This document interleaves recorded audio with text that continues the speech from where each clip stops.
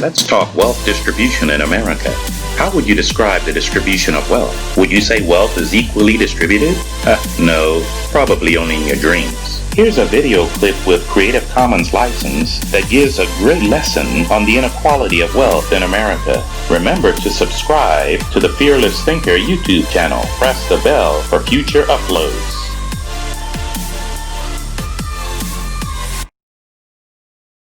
$311 million Americans to just a representative 100 people. Make it simple.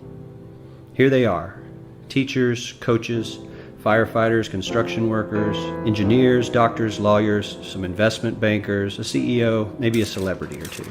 Now let's line them up according to their wealth. Poorest people on the left, wealthiest on the right, just a steady row of folks based on their net worth. We'll color code them like we did before based on which 20% quintile they fall into. Now let's reduce the total wealth of the United States, which was roughly $54 trillion in 2009, to this symbolic pile of cash. And let's distribute it among our 100 Americans. Well, here's socialism, all the wealth of the country distributed equally. We all know that won't work. We need to encourage people to work and work hard to achieve that good old American dream and keep our country moving forward. So, here's that ideal we asked everyone about. Something like this curve. This isn't too bad. We've got some incentive, as the wealthiest folks are now about 10 to 20 times better off than the poorest Americans. But hey, even the poor folks aren't actually poor, since the poverty line has stayed almost entirely off the chart. We have a super healthy middle class with a smooth transition into wealth. And yes, Republicans and Democrats alike chose this curve. 9 out of 10 people, 92%, said this was a nice, ideal distribution of America's wealth. But let's move on. This is what people think America's wealth distribution actually looks like. Not as equitable, clearly, but for me, even this still looks pretty great. Yes, the poorest 20 to 30% are starting to suffer quite a lot compared to the ideal, and the middle class is certainly struggling more than they were, while the rich and wealthy are making roughly 100 times that of the poorest Americans, and about 10 times that of the still healthy middle class.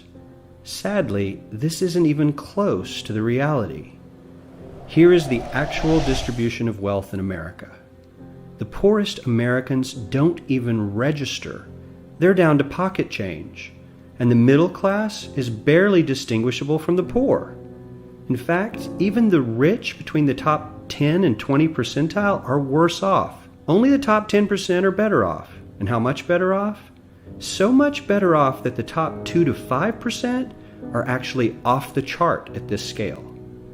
And the top 1%, this guy, well, his stack of money stretches 10 times higher than we can show. Here's his stack of cash, restacked, all by itself. This is the top 1% we've been hearing so much about.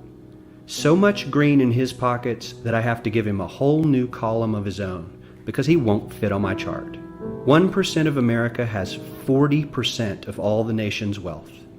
The bottom 80%, 8 out of every 10 people, or 80 out of these 100, only has 7% between them. And this has only gotten worse in the last 20 to 30 years. While the richest 1% take home almost a quarter of the national income today, in 1976, they took home only 9%, meaning their share of income has nearly tripled in the last 30 years. The top 1% own half the country's stocks, bonds, and mutual funds. The bottom 50% of Americans own only 0.5% of these investments, which means they aren't investing. They're just scraping by. I'm sure many of these wealthy people have worked very hard for their money, but do you really believe that the CEO is working 380 times harder than his average employee? Not his lowest paid employee, not the janitor, but the average earner in his company. The average worker needs to work more than a month to earn what the CEO makes in 1 hour. We certainly don't have to go all the way to socialism to find something that is fair for hardworking Americans. We don't even have to achieve what most of us consider might be ideal.